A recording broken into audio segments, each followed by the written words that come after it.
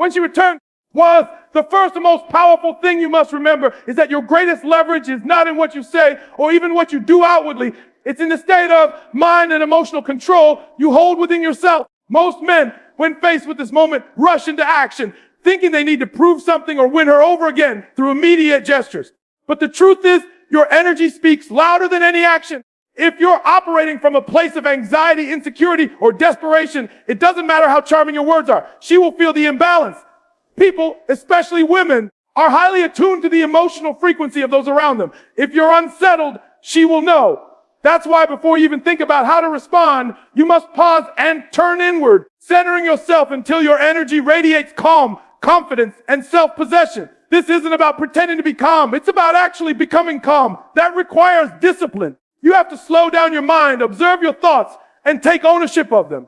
If you let past hurts or fears dictate your behavior, you've already lost the most important battle, the one within. Think of it like preparing for a crucial meeting in business. If you show up flustered, scattered, and reactive, the other person senses it instantly and takes control of the dynamic. But if you arrive grounded, composed, and unshaken, you set the tone. This is exactly the same. You must enter the interaction with the awareness that you do not need her validation to feel secure. That's the inner posture of strength. When you control your inner state, something magical happens. You stop chasing and start attracting. You stop needing to prove your worth because you already know it. And that confidence is magnetic. It's not arrogance. It's a deep, quiet certainty in who you are and what you bring to the table. This is the type of energy that shifts the balance in any relationship. You're no longer reacting to her presence. You're inviting her to meet you where you are. And that's a position of power, not dominance over her, but power over yourself. The human mind works in fascinating ways. Your subconscious mind is constantly broadcasting your beliefs through your tone, your body language, even the pauses between your words. If your belief is, I hope she stays, I can't lose her again, it will leak into everything you say. But if your belief is, I am whole with or without her, she will sense that too. And the latter is infinitely more attractive. Controlling your inner state is about training your subconscious to operate from that unshakable truth. One way to do this is to visualize the interaction before it happens. Picture yourself sitting across from her, breathing evenly, shoulders relaxed, eyes steady. Imagine listening without rushing to respond. Picture yourself smiling, not a forced smile to cover discomfort, but a genuine one because you know that regardless of her decision, you will be fine. This mental rehearsal sets your nervous system to respond calmly in real life. Because your mind won't treat the moment as a threat, but as an opportunity. You must also understand that this calm control is not just for her benefit. It's for yours. If you let the emotions of the moment take over, you risk saying things you don't mean or agreeing to situations that don't serve you. Emotional control creates a buffer between the trigger and your response, giving you the clarity to make choices based on your values rather than your impulses. When you operate from that clarity, you automatically command more respect. Now, here's the subtle truth most people miss. Controlling your inner state doesn't mean suppressing your feelings. It doesn't mean pretending you're unaffected when you actually care deeply. It means you acknowledge your emotions without letting them hijack your behavior. You might feel excitement, nostalgia, or even fear. That's human. But you observe those feelings like clouds passing through the sky, knowing they are temporary. You decide how much space they take in your mind. That decision is your power.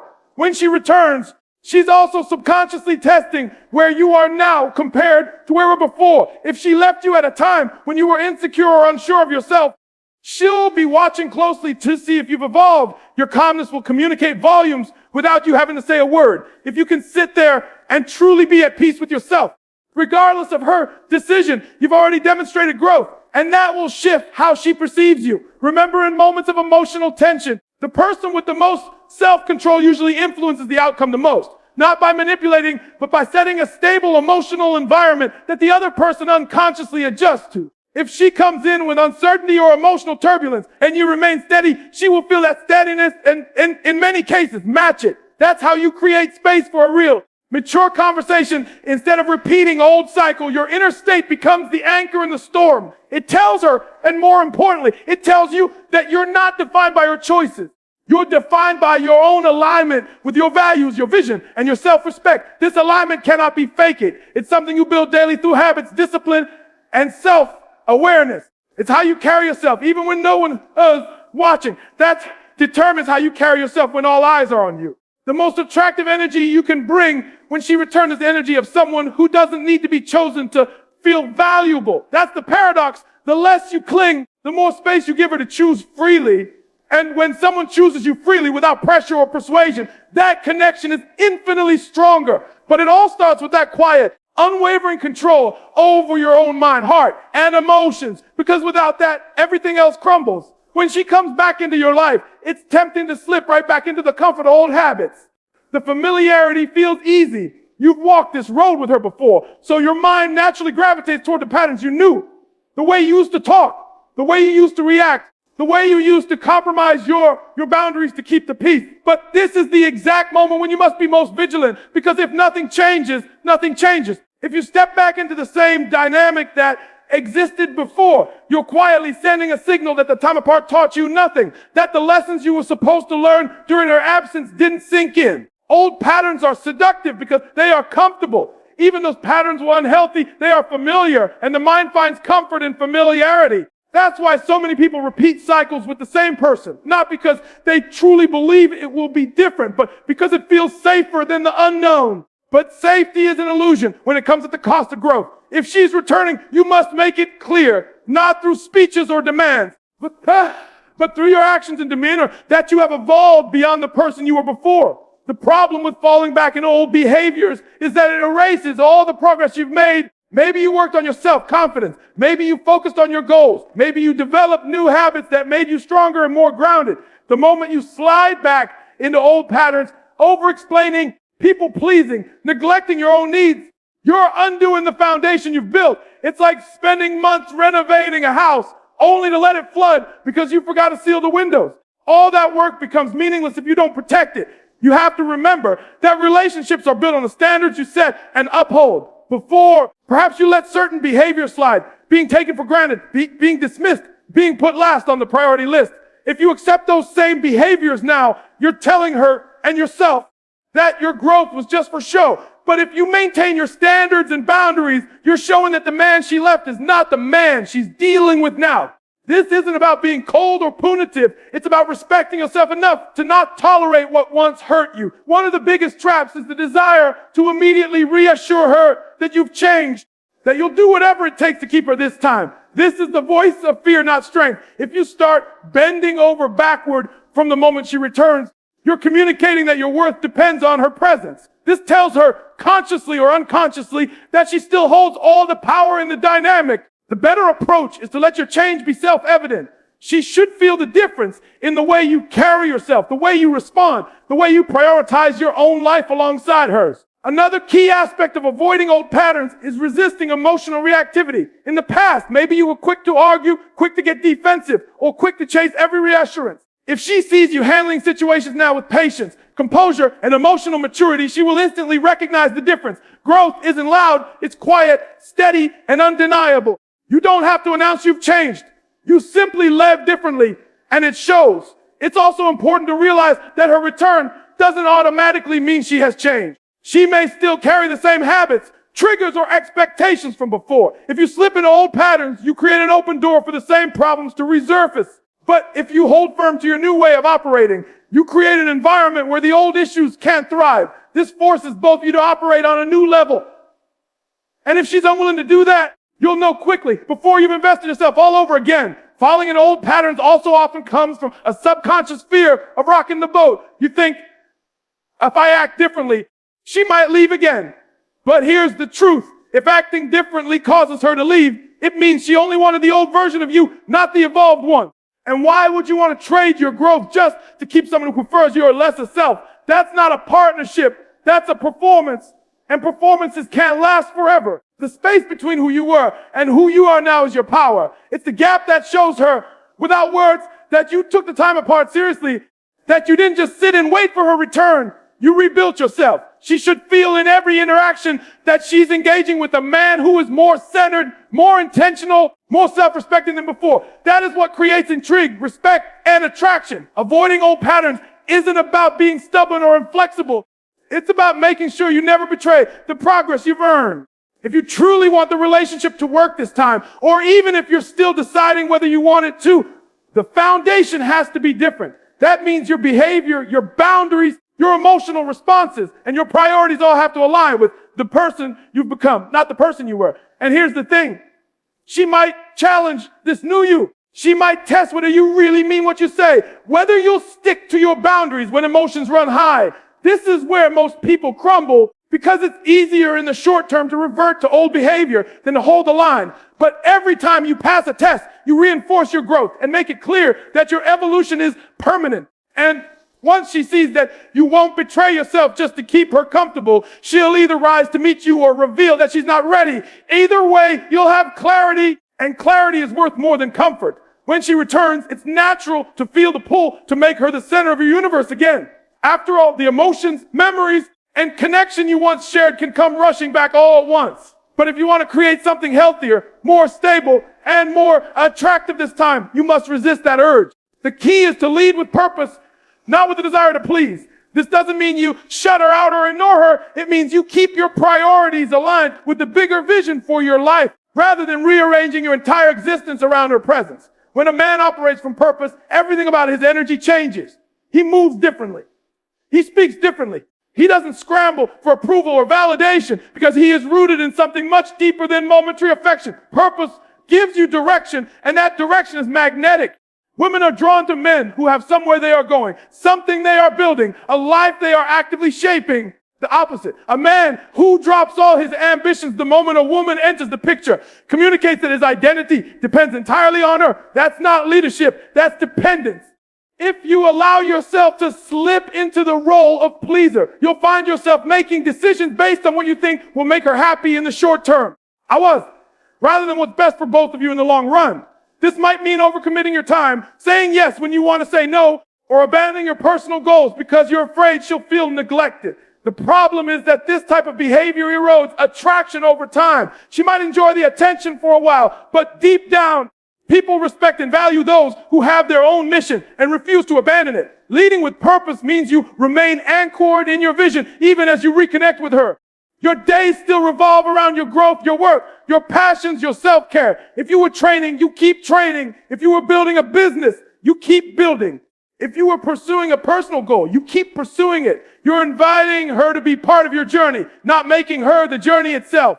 This subtle difference changes the entire dynamic. Instead of her feeling that you're clinging to her, she feels that she's stepping into a life that's already in motion. The truth is, a strong purpose actually strengthens a relationship. When you know where you're going and why, you bring stability into the dynamic.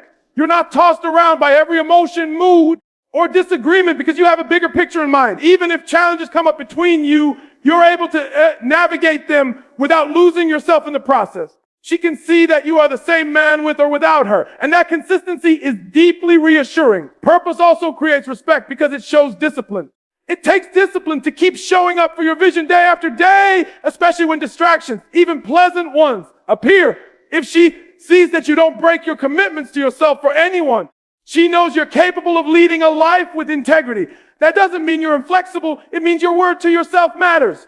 And if your word to yourself matters, your word to her will matter too. Another reason leading with purpose is so powerful is because it protects you from over-investing emotionally before you've truly assessed whether letting her back in is the right choice. When a man has no purpose, he tends to pour all his energy into the relationship, sometimes before determining whether the other person has truly changed or is aligned with his vision. Purpose acts as a filter. If she fits into your life direction and supports your mission, the connection can grow. If she doesn't, you can see that clearly without the fog of emotional dependency clouding your judgment. It's important to understand that this isn't about being selfish or shutting her out. It's about leading from a place of strength and inviting her to grow alongside you. A man on purpose isn't unavailable. He's selective with his time and energy. He gives love and attention freely, but never at the expense of his self-respect or his life's mission. That balance creates a dynamic where both people can thrive without one person being consumed by the other. When you live with purpose, your presence has weight.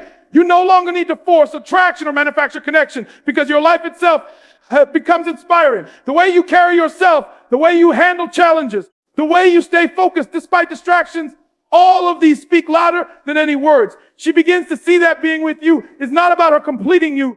It's about her joining you in a life that's already full and meaningful. And perhaps most importantly, leading with purpose ensures that your happiness is never solely dependent on the relationship. Relationships can be beautiful, fulfilling, and life-changing, but they can't be the sole source of your identity. Purpose gives you an internal foundation that no breakup, argument, or life change can take away. It's what allows you to stand tall no matter what happens. And that, in turn, makes you the kind of man a woman wants to return to and stay with. When she returns, one of the most important skills you can bring into that moment is the ability to listen more and talk less. The temptation will always be to rush into explanations, to ask endless questions, or to fill the silence with your own thoughts. But the most powerful position you can take is to become an observer, to let her speak, to watch her body language, and to gather information without giving away more than you need to. In that stillness, you learn far more than you ever could by dominating the conversation. Listening is not a passive act. True listening is active, intentional, and deliberate. It's about tuning in not only to the words being spoken, but to the tone, the pauses, and the emotional energy behind those words. When a woman comes back into your life, she carries reasons for her return, even if she doesn't express them directly. Sometimes those reasons are rooted in genuine change. Other times they are driven by loneliness, convenience, or unresolved feelings. By listening more than you speak, you give her the space to reveal those reasons without pressure. When you speak too soon or too often, you risk shaping the conversation in a way that prevents her from revealing her true intentions. You might lead her into telling you what she thinks you want to hear instead of what's actually on her mind. But when you step back and allow her to fill the space, she will naturally begin to share details, thoughts, and emotions that paint a clearer picture of where she's at. Silence, when used with confidence, is one of the most effective tools you have. It's also worth noting that listening with presence communicates something powerful. It shows that you value what she has to say, but not in a desperate way. You're not hanging on every word because you're afraid of losing her. You're paying attention because you want to understand her fully before making your own decisions. This shifts the dynamic from you chasing answers to you calmly gathering information. And that's a position of quiet strength. Observing her actions while you listen is equally important. People can say one thing and do another, but their actions almost always reveal the truth. Watch how consistent she is in her behavior. Does she follow through on what she says? Does she speak with conviction? Or does she avoid direct answers? Is there a sense of urgency in her return? Or is she moving at a pace that suggests sincerity and stability? These are details you can only pick up when you slow down and let her unfold at her own pace. Another reason listening more and talking less is so powerful is because it prevents you from overcommitting emotionally before you have clarity. If you spend the first conversations trying to convince her of your worth, you've already shifted into a place of proving yourself rather than evaluating whether she has earned her way back into your life. Listening keeps you in a neutral position, not cold, but measured. You're letting her show you who she is now, not assuming she's the same as before or that she's automatically a fit for where you are in your life. When you do speak, choose your words with intention. Ask questions that open the door for deeper answers. Instead of, why did you come back? You might say, what's changed for you since we last spoke? Instead of, do you still have feelings for me? You could ask, what do you see for us moving forward? These types of questions invite her to reflect and provide more than surface level responses. And they give you valuable insight without you having to reveal too much about your own position just yet. It's also important to listen to your own internal responses while she's talking. Notice what you feel in your body. Do her words create tension in you, or do they bring a sense of peace? Do you feel excitement, or do you feel guarded? Your intuition will often pick up on things your logical mind might miss. The more you listen, the more you'll be able to trust those instincts. This practice of listening more and talking less also subtly communicates that you are no longer the man who needs to dominate the conversation or control the outcome. You're comfortable enough in yourself to allow the other person to speak freely without rushing to fill the space. That kind of presence often makes the other person more willing to open up because they don't feel pressured. It creates an environment where truth can surface, and truth, whether pleasant or uncomfortable, is exactly what you need to make wise decisions about the future. By holding back from over-explaining, defending yourself, or trying to impress her with immediate declarations, you maintain a level of mystery and self-control. You allow her to wonder what you're thinking, what your position is, and what you might decide. This subtly shifts the balance so that she is also investing in earning your trust again, rather than assuming you'll automatically welcome her back. In the end, listening more than you speak positions you as a man who is grounded, intentional, and discerning. You're not rushing to secure the relationship out of fear. You're taking the time to truly see if it's worth pursuing again. And in doing so, you give yourself the space to respond from a place of clarity rather than impulse, which is the hallmark of someone who values both themselves and the connection enough to move with patience and purpose. When she returns, this is your moment to set the standard for the future. It's the opportunity to draw a clear line between the relationship you had before and the relationship you are willing to have now. Too many people treat a reunion as if it's a continuation of what was picking up exactly where things left off. But if you truly want things to be different and better, you must establish a new foundation from the very beginning. That starts with showing through your actions and energy what you will and will not accept going forward. Setting the standard is not about giving speeches or making demands. It's about living in alignment with your values so consistently that she can see exactly where you stand without you needing to repeat it over and over. It's about holding firm to your boundaries even when emotions run high and not bending them just to keep the peace or avoid conflict. If the dynamic before was unbalanced, unclear, or full of unspoken expectations, this is the time to rewrite that script. Your standard should reflect the growth you've experienced during your time apart. If you used to tolerate behaviors that drained you, made you feel small, or kept you from becoming your best self, those behaviors can have a place in the new chapter. That means you no longer accept being an afterthought, no longer allow disrespect to slide, and no longer put her needs ahead of your own to the point of self-neglect. This isn't about being controlling. It's about being clear. Clarity creates respect. And respect is essential for any relationship to thrive. One of the reasons setting the standard is so important when she returns, because the first few interactions set the tone for everything that follows. If you're relaxed with your boundaries in the beginning, it becomes much harder to reinforce them later without creating tension. But if you're consistent from the start, she will naturally adjust to meet that standard, or she'll realize that she's not willing or able to do so, and either outcome gives you clarity. Standards also act as a filter for sincerity.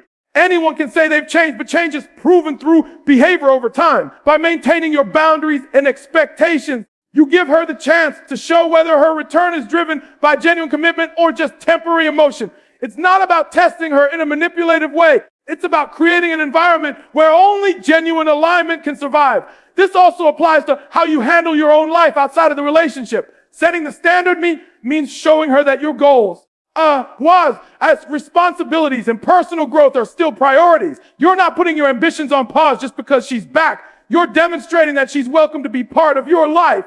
But she's not the center of it. That subtle distinction is what keeps attraction alive and prevents the relationship from slipping into the same unhealthy patterns that may have existed before. In many cases, us setting the standard will require you to be comfortable with discomfort. There will be moments where sticking to your boundaries might feel risky, like it could cause her to pull away. But the alternative is far worse than lowering your standards out of fear and ending up in the same unsatisfying place you were before. The reality is, anyone who truly respects and values you will also respect your boundaries. If she can't, then her return isn't a blessing. It's a distraction. It's also important to remember that standards are not one-sided. While you have the right to set expectations for how you want to be treated, you must also hold yourself to the same level. If you want respect, you give respect. If you want honesty, you practice honesty. If you want consistency, you show consistency. This reciprocity is what transforms boundaries from rigid rules into shared values that make the relationship stronger for both of you. Part of setting the standard is also about communication, not in the sense of lecturing or issuing ultimatums, but in how you carry yourself when something doesn't align with your values. You address it calmly without hostility, but with firmness. You don't avoid the conversation out of fear, and you don't blow up emotionally in a way that undermines your position. You express your needs clearly and give her the choice to either meet them or walk away. That choice is hers, but the standard remains yours. When she sees that you're willing to walk away rather than accept less than you deserve, your value in her eyes increases. Not because you're playing hard to get, but because you're showing that you genuinely respect yourself. That kind of self-respect is rare, and it commands admiration. It also ensures that if she stays out of genuine desire and alignment. Not because she senses she can get away with more than she should. By setting the standard now, you're not only shaping the relationship you have with her, you're also shaping the relationship you have with yourself. Every time you hold the line, you're reinforcing your own worth and proving to yourself that you won't trade your peace, your growth, or your happiness for temporary comfort. And that is the type of man who builds something lasting whether it's with her or with someone else down the road. When a woman returns, it's easy to make decisions based on fear rather than strength. Fear whispers in your ear, telling you that you have to take her back or you might lose her forever. Fear convinces you to compromise your standards, overlook red flags, and accept less than you deserve because the idea of being alone feels heavier than the idea of repeating the same cycle. But fear-based choices almost always lead to regret. They come from a place of scarcity, from the belief that this might be your only chance, and that belief blinds you to the reality of the situation. Strength, on the other hand, allows you to step back, breathe, and decide whether letting her back in truly serves your growth,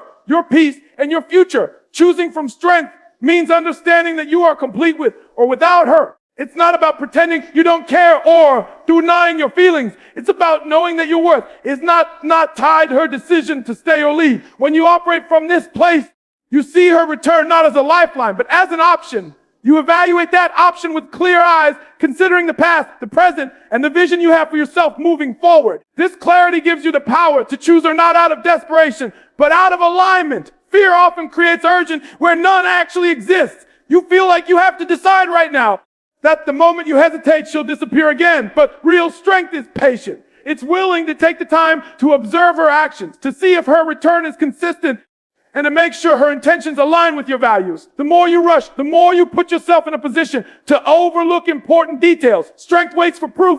Fear grabs at promises.